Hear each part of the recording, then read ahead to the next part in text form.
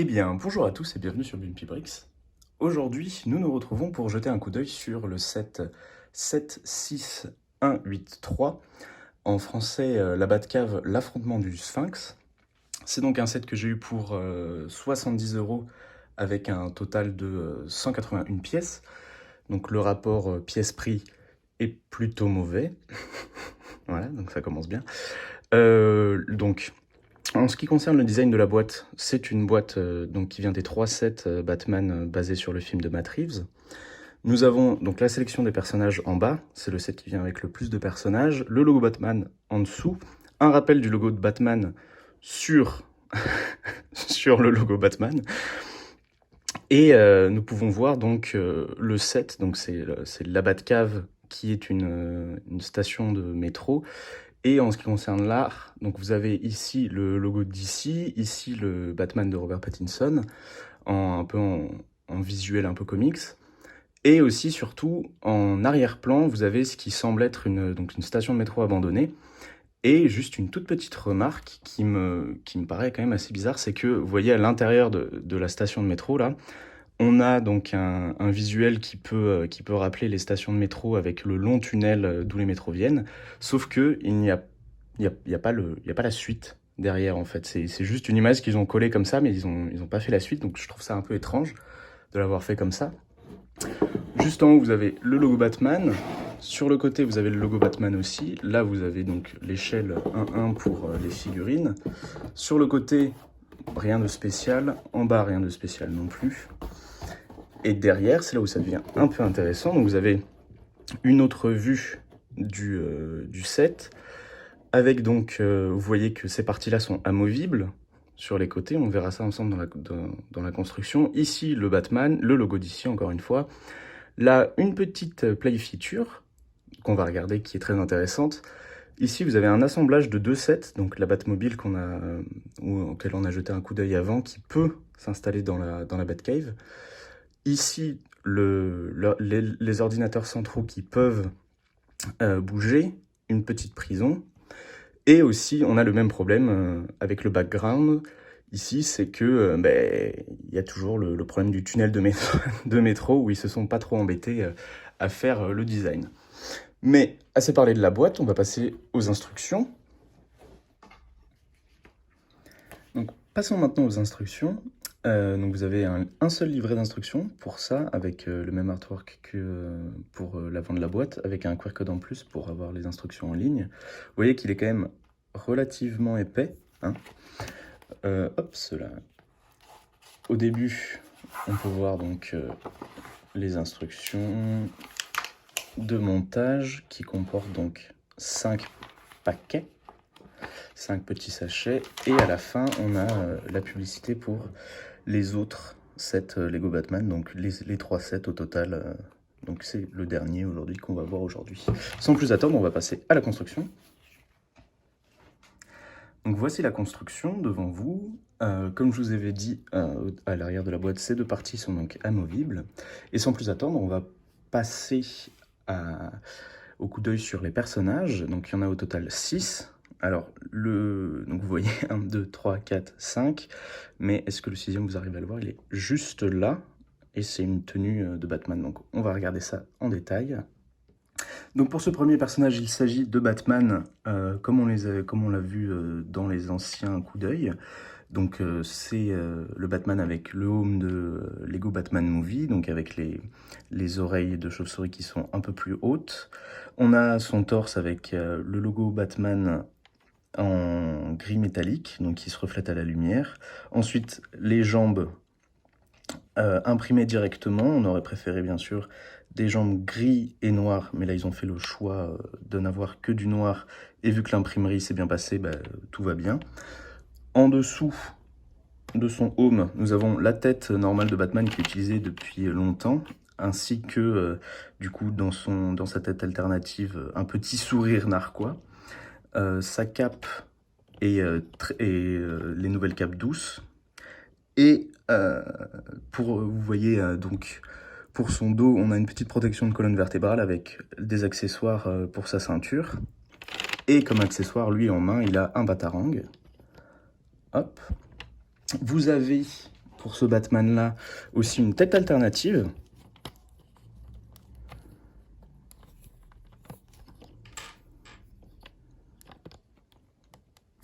Tac. Donc la tête de Bruce Wayne avec des cheveux marron foncé, une expression un peu, on va dire, réflective. Et à l'arrière de la tête, une autre expression, cette fois-ci beaucoup plus en colère. Hop, voilà. On va tout de suite passer au second personnage. Donc, pour le second personnage, nous avons le Vagabond, en anglais The Drifter. Et c'est donc une autre identité de Bruce Wayne, autre que Batman, qui est donc un conducteur de moto. Et vous pouvez voir, donc en haut, il a un casque de moto, les nouveaux casques qui sont sortis avec la gamme City, je crois, tout en noir. En dessous, sa tête est toute noire aussi, donc on pourrait dire qu'il porte une cagoule, mais en fait, je ne pense pas, c'est juste un effet, parce qu'il ne pouvait pas mettre de visière noire sur ce casque-là. J'ai essayé de mettre une visière, ça ne marche pas, à moins de la mettre à l'envers, et encore, c'est compliqué. Donc ils ont fait le choix d'avoir une tête noire derrière pour quand même garder l'identité de Bruce Wayne secrète. Nous avons donc sur son torse en gris foncé une tenue de motard avec une ceinture, des jambes beige et vous voyez des taches de graisse de moto ici. Et de l'autre côté, on a une capuche.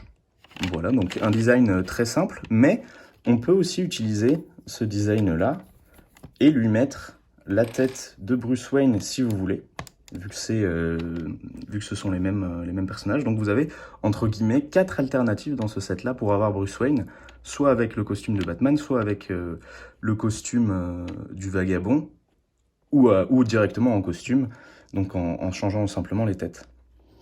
Ensuite, comme troisième personnage, nous avons Selina Kyle, donc alias Catwoman, mais qui dans le film n'est pas encore Catwoman. Et donc nous avons une chevelure un peu ébouriffée noire au-dessus, un petit sourire narquois en coin, on dirait qu'elle est un peu en colère, mais pas trop quand même, pour sa tête, qui d'ailleurs n'est pas de couleur beige, hein, c'est une couleur un peu plus foncée. Ensuite, pour bien qu'on voit les reflets, je vais abaisser sa main, voilà. Ensuite, nous avons sur le torse donc une tenue un peu qui peut rappeler celle des motards aussi, avec donc du gris métallique qui se réfléchit à la lumière, comme vous pouvez voir.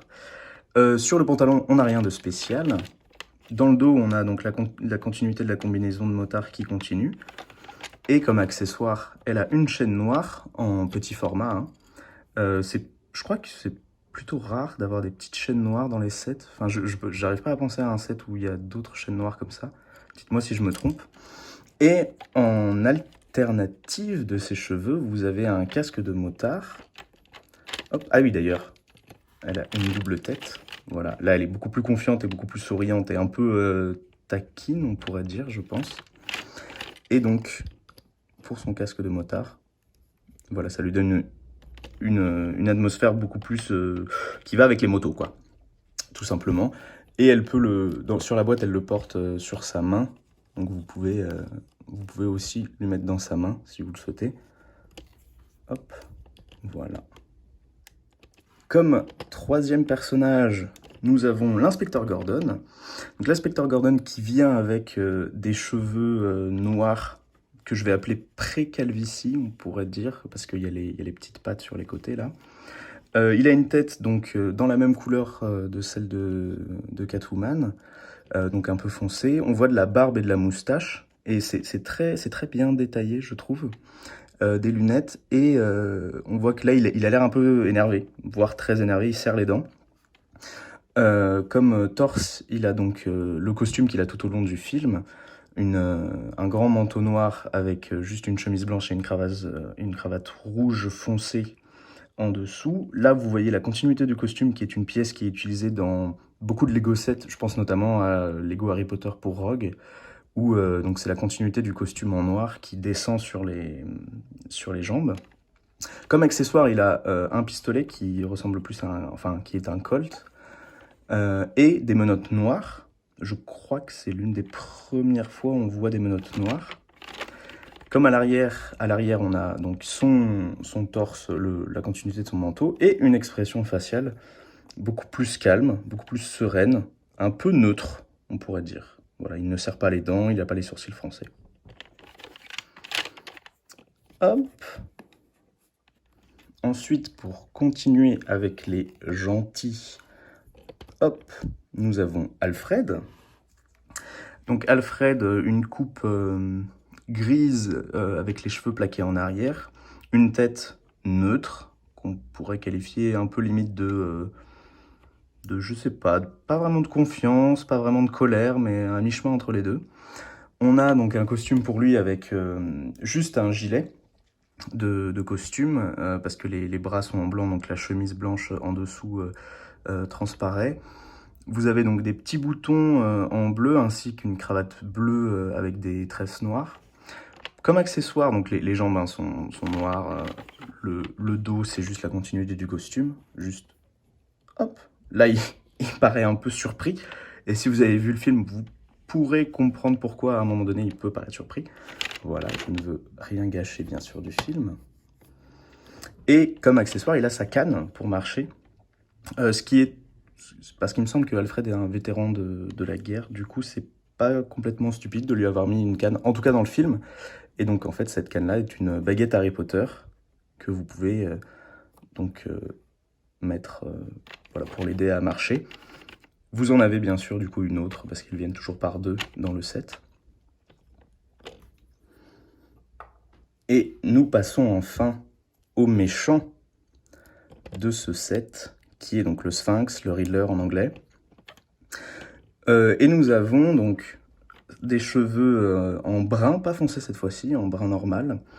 Une tête absolument incroyable, où donc c'est son masque qu'il porte durant tout le film, où il est... hop, cela. Donc c'est avec des lunettes et des trous pour respirer, et vous voyez des scotch collés. Je vais enlever la chevelure pour que vous voyez mieux.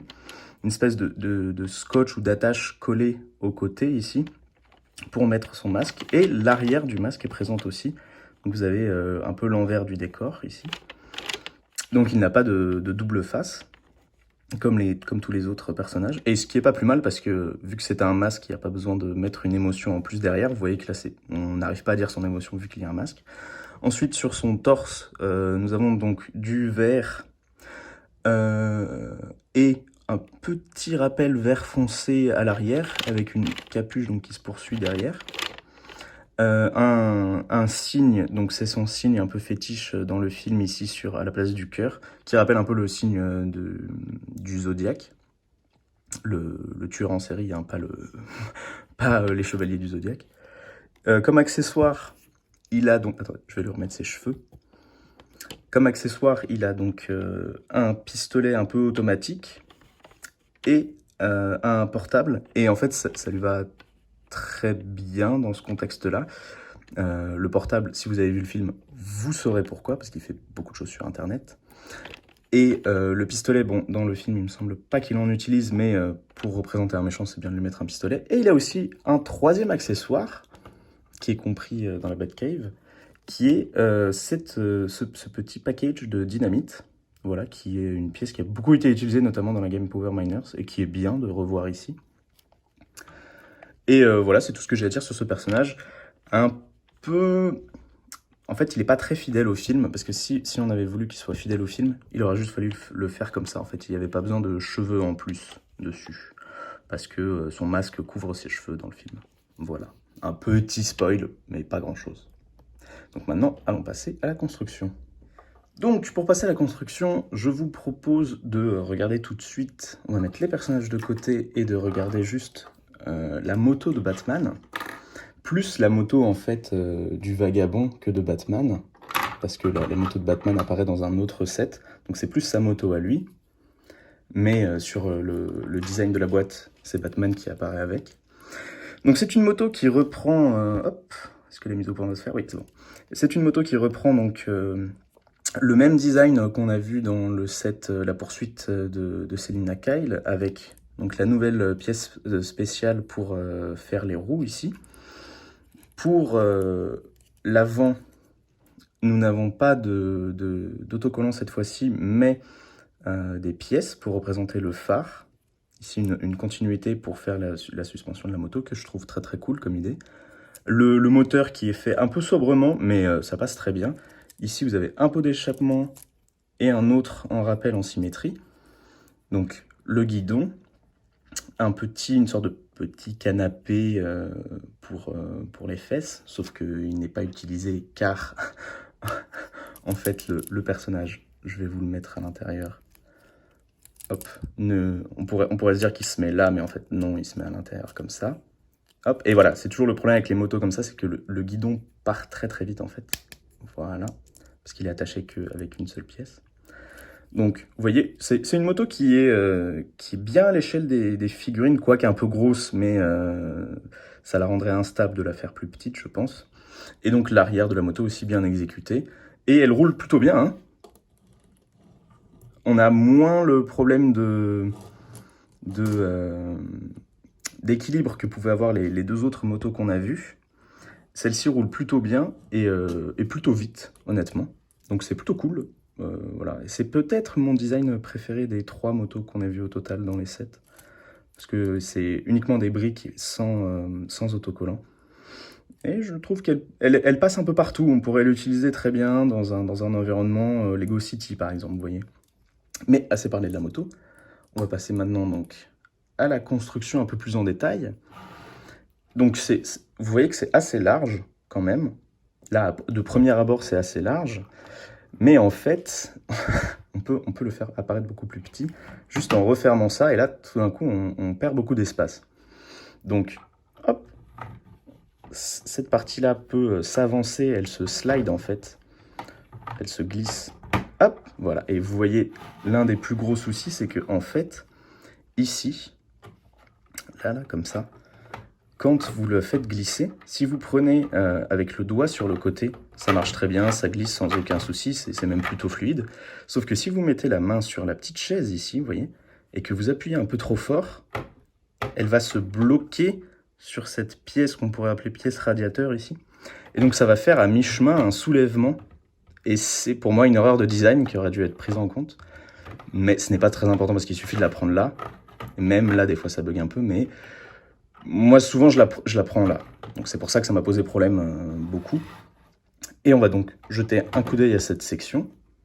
Donc vous voyez que si on enlève, ici on a, des sortes de rails pour faire monter des voitures. Ce que je vous montrerai après, bien sûr. Et on a 2 rails aussi après. Et donc là, nous avons l'ordinateur principal de Batman. Donc avec beaucoup de stickers. Vous avez au milieu l'homme mystère qui apparaît avec donc les couleurs dominantes sont bleu foncé, rouge, blanc et noir. Et donc l'homme mystère qui apparaît au milieu. Ici sur le côté, on a pas mal d'éléments aussi. Un personnage ici notamment, je ne sais pas qui c'est, je ne vois pas qui ça pourrait être dans le film. Ici donc on a la moto de Batman, pas la moto qui apparaît dans le set, mais celui de la poursuite avec Selina Kyle. Ici un dossier, un autre dossier, plein d'autres dossiers. De l'autre côté, un peu la même chose, vous voyez une sorte de cassette Batman. Là pareil, d'autres dossiers ouverts avec le home de Batman ici et la Batmobile ici, donc un autre rappel aux autres sets. Si on se penche un peu plus, nous pouvons voir une loupe rouge. Donc la loupe a beaucoup été utilisée par Lego avant, beaucoup moins maintenant, et donc ça fait très très plaisir même d'avoir cet élément-là en rappel, et qui est rouge en plus, qui est très très rare. Ils ont changé le design, je crois que le design avant, il n'était pas comme ça. Mais voilà, donc ça, c'est très cool, et vous allez voir que c'est encore plus cool après. Ici, un clavier qui met malheureusement un autocollant et pas imprimé. On aurait pu s'attendre à ce qu'il soit imprimé, mais non, c'est un autocollant, voilà. Ici, une tasse en gris métallique, qui est assez rare, pour le préciser. Je ne crois pas qu'elle apparaît dans d'autres sets. La table est construite très sommairement, avec les longues vues, les piliers qu'on utilise souvent pour construire tout type de balcon ou de table. Et vous voyez plein de fiches par terre, et on va se pencher sur ça tout de suite. Donc, ces fiches-là, vous en avez un total de 3 dans le set. Donc, ce sont des autocollants sur des pièces blanches lisses. Et quand vous les prenez comme ça, donc vous voyez elles ont toutes les trois en fait des points d'interrogation mis sur elles en rouge et en jaune. Et en fait, quand vous utilisez la loupe dessus, hop, vous passez et il y a un petit élément plus en bleu qui ressort derrière. Donc là, on peut voir un point d'interrogation avec des traits autour, donc le signe du sphinx dans le film. Et si on colle dessus, ça marche, mais c'est moins satisfaisant, je trouve, que si on... Il n'y a pas d'effet d'optique, en fait, si on colle dessus. Donc, si on retire un peu, voilà, on peut décrypter le signe derrière. Mais en vrai, vous pouvez le voir ici en bleu, tout simplement. Donc, c'est pas vraiment très satisfaisant. Mais c'est plutôt cool pour avoir l'air d'enquêter. Donc, ici, donc, on a le signe du sphinx. Pour l'autre, nous avons... Hop, un écrit, je ne sais pas si vous arrivez à voir déjà, un écrit qui dit en fait, si vous avez vu le film, To the Batman. Donc c'est des lettres que envoie le Sphinx à Batman, et donc là ça commence toujours comme ça en fait, To the Batman, et puis après il ouvre l'enveloppe pour découvrir ce qu'il y a à l'intérieur. Donc c'est plutôt un cool rappel du film, je trouve, d'avoir ça. Évidemment, vous arrivez un peu à voir, mais cette fois-ci, vu que c'est quelque chose d'écrit, c'est plus difficile à voir à travers des points d'interrogation. Et la dernière, peut-être la plus impressionnante, la dernière, c'est la tête, en fait, du sphinx. Voilà. Donc avec ses cheveux, son masque, donc avec ses lunettes, etc. Ce qui est plutôt cool d'avoir, voilà. Donc cette petite play feature, moi je la trouve très intéressante. Et vous en avez même une autre, hop, juste ici. Si vous prenez la loupe ici et que vous la mettez là, c'est le logo de Batman, tout simplement. Donc il y a au total 4 manières différentes d'utiliser cette loupe. Donc c'est cool. Donc c'est une station de métro abandonnée.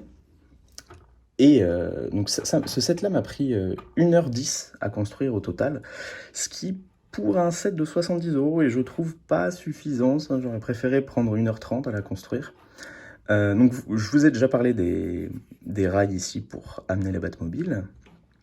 On va visiter juste les côtés avant. Donc ici on a un gros autocollant dépeignant Gotham avec plein de points d'interrogation, un fil rouge qui relie tout. Là on a donc un néon comme ici sur l'ordinateur principal, on avait un néon. On a un petit batarang et un grappin. Donc c'est là où ils mettent la bombe sur la boîte, c'est pour ça que je l'ai mise là. Ici, nous avons aussi un petit ordinateur portable avec un clavier qui n'est pas imprimé, c'est aussi un autocollant. Ça, je suis contre, par contre. J'aime bien quand les claviers sont imprimés parce que c'est une pièce qui revient très très souvent. Et donc, l'écran utilise aussi un autocollant avec ce qu'ils utilisent pour faire les couvertures de livres en Lego maintenant. Voilà, donc c'est une petite pièce qui est amovible, mais que vous ne pouvez pas refermer, parce que les petits clips, en fait, n'autorisent pas la fermeture. Donc, c'est un ordinateur portable qui doit rester constamment ouvert, ce qui est assez drôle, je trouve. Ensuite, ici, vous avez donc la montée, avec 2 petites lampes très bien faites, qui sont constituées, en fait, d'une tête noire, d'une nouvelle pièce un peu en tube, ensuite d'une soucoupe et d'une tête transparente pour faire la lumière. Hop, une fois que vous allez en haut, donc, vous montez un escalier ici, et c'est d'ailleurs là qu'est censé aller le drifter, donc le personnage qu'on a vu juste avant. C'est le costume de Batman, il est censé aller comme ça. Et si vous avez mis l'écran ici, en fait, là, il est un peu difficile à placer, quoi. C'est pas un truc dans lequel on pense intuitivement à le mettre là. C'est pas très pratique, vous voyez. Moi, j'y arrive là, mais si on prend en face, en fait, et pas de ce côté-là, c'est un peu compliqué à le placer. Ici, vous avez de la place pour mettre donc d'autres personnages, notamment Alfred. Mais la section est très vide, ce qui est malheureux, je trouve. Donc ensuite, un escalier pour monter. On monte ici, vous voyez l'arrière, rien de particulier à l'arrière. Et c'est une fois qu'on descend de l'autre côté qu'on a quelque chose de plus particulier, qui est donc une porte transparente, où il est censé y avoir un sticker dessus que je n'ai pas mis. parce que j'avais pas envie de l'utiliser tout simplement. C'est censé être ce sticker là, donc avec un W qui fait Wayne, qui est censé être dessus, comme ça. Et j'avais pas envie de l'utiliser sur une porte transparente, mais plutôt une porte marron en bois. C'est pour ça que je l'ai pas mis. Vous avez une petite chaîne ici qui permet de ne pas ouvrir la porte. Si vous enlevez la chaîne, vous pouvez bien sûr ouvrir la porte. Et en fait, c'est une mini prison. Nous avons du verre de l'autre côté aussi, pour ne pas qu'un prisonnier s'échappe. Donc on peut par exemple mettre un personnage dedans. Évidemment, c'est mieux sans accessoires, sinon il ne passe pas beaucoup. Voilà, hop. Et on ferme la prison, comme ça, avec la petite chaînette. Pourquoi je n'arrive pas à la fermer? Ah oui, c'est bon, parce qu'il faut que la chaîne dorée soit un peu tendue.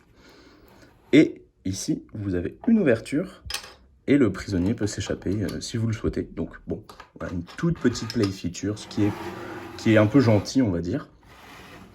Vous voyez, l'une des particularités du set que je n'aime pas du tout, c'est que sur cette rampe d'escalier-là, qui est vraiment similaire à celle-ci, ben, il y a une rampe en plus, là, et qu'on n'a pas là.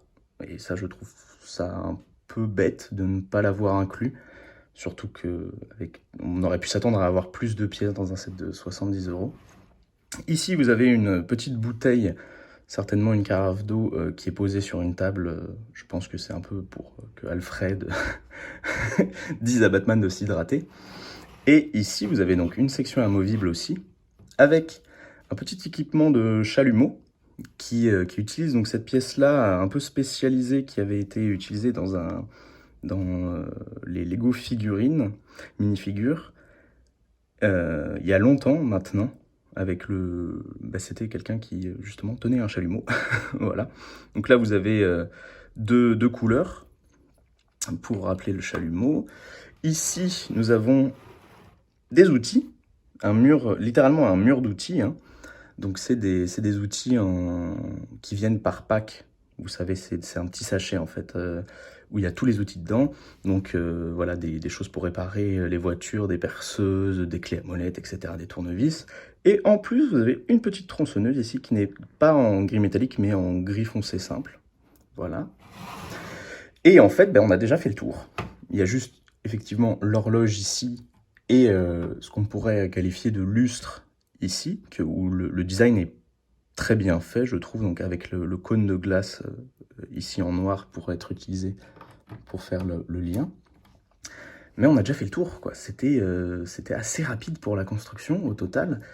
Bon, vous voyez, les petits détails intéressants, c'est par rapport aux rails de métro ici, où ils ont vraiment utilisé des vrais rails Lego. Pareil, là, on a une petite douve. Ici, pareil. Ça, c'est assez cool comme petit détail. Mais globalement, c'est pas suffisant, quoi. Voilà, c'est mon avis sur le truc, c'est que globalement, c'est assez décevant. Je vais vous montrer quand même ce que ça donne avec la Batmobile au milieu, si on enlève l'ordinateur. Donc voilà, la Batmobile qui rentre comme ça, qui rentre un peu, genre parfaitement sur les... Elle est un peu décalée, les roues sont un peu décalées ici, vous pouvez voir. Genre, elles sont pas en plein milieu des rails, mais ce n'est pas très très grave. Et la Batmobile, donc, qui rentre bien, ça fait son effet, hein, elle est en place à l'intérieur. Donc limite, ce setup est un peu mieux, et donc si vous voulez avoir la Batmobile, vous pouvez très bien avoir l'ordinateur central à côté, c'est pas gênant vu que c'est une pièce qui s'enlève. Donc ça, c'est plutôt cool d'y avoir pensé, mais bon, il faut débourser 100 € pour avoir la Batmobile et la Batcave, donc peut-être y réfléchir à 2 fois. Voilà. Donc, mon avis sur ce set, je vais vous montrer quand même les autocollants que j'ai pas montrés. Vous en avez au total de 13, avec un autre autocollant que j'ai pas mis parce que je le trouvais inutile, qui est le Wayne Terminus, qui est censé aller là, que vous avez avoir censé sur cette grande barre ici. L'horloge d'ailleurs est imprimée, ce n'est pas un autocollant, c'est assez intéressant de le dire. Elle indique midi moins 10 à peu près. Et c'est un très bel autocollant que je trouve, enfin pas un autocollant, une pièce imprimée, pardon, que je trouve plutôt cool de l'avoir mis là. Et ensuite, vous avez des pièces en plus. Voilà, donc des petites pièces en plus, notamment la baguette noire dont je vous avais parlé, un batarang en plus, un colt en plus, des menottes noires en plus. Donc ça, c'est plutôt cool de l'avoir comme addition. Et ainsi qu'un séparateur de briques. Vu que c'est un set à plus de 50 €, ils vous mettent un séparateur de briques. Je ne sais pas si c'est le cas dans tous les sets à plus de 50 €, mais en tout cas, c'est souvent le cas. Et hop, on va renlever la Batmobile. On va mettre l'ordinateur. Et voilà, c'est tout pour ce set. Donc mon avis dessus, c'est que ça n'est pas du tout suffisant pour 70 €. Rien qu'avec le prix, on sait que c'est pas suffisant pour près de 580 pièces. On aurait préféré avoir plus de 700 pièces, quoi. Ou alors que le prix soit autour des 50 ou des 60 €. Donc voilà, c'est un set que je vous déconseille d'acheter, honnêtement. Malgré le fait que la sélection des personnages soit très intéressante, hein. On a Gordon et le Sphinx qu'on ne peut trouver dans aucun autre set, ainsi que Alfred et le Drifter qu'on ne peut pas trouver ailleurs. Donc effectivement, en fait, c'est plus un... Hop, mais vous voyez, il est pas évident à prendre. Les écrans sont sur des joints aussi, donc vous pouvez les plier. Voilà. Et donc voilà, pas suffisant, il y a un peu trop d'autocollants qui sont pas très durs à mettre, genre quand ils sont carrés comme pour l'ordinateur, ils sont pas durs à mettre, mais quand ils sont longs pour les rails ici, ils sont très durs à mettre, j'ai dû m'y prendre à plusieurs fois notamment pour celui-ci. Après, c'est quand même une bonne représentation de ce que pourrait être un métro, donc avec les escaliers qui passent au-dessus pour laisser passer le métro allant là et le métro allant là. Donc ça, c'est plutôt cool. Je vais vous montrer ce que ça donne quand même avec la boîte derrière, pour que vous vous rendez compte un peu de la taille. C'est une taille qui est quand même relativement raisonnable par rapport à la boîte. Donc ça, c'est plutôt cool. Mais qui est trop cher, hein. Pour moi, c'est un 3,5 sur 5. Et à part la sélection des personnages, on n'a pas grand-chose. Voilà. Après, en termes de est-ce qu'elle est fidèle au film? Non, parce que notamment Gordon, Selina Kyle et le Sphinx ne viennent pas dans la Batcave à aucun moment. Ce n'est que Batman et Alfred qui s'y retrouvent. Donc, mais ça, c'est pas très important, parce que ça permet aussi aux gens d'avoir les personnages. Donc voilà. Voilà, c'est tout pour moi. Comme mot de la fin, je déconseille. C'est horrible, mais c'est vrai, à part pour les personnages. Et écoutez, merci beaucoup d'avoir regardé. On se retrouve très vite pour une prochaine vidéo. Voilà. Au revoir.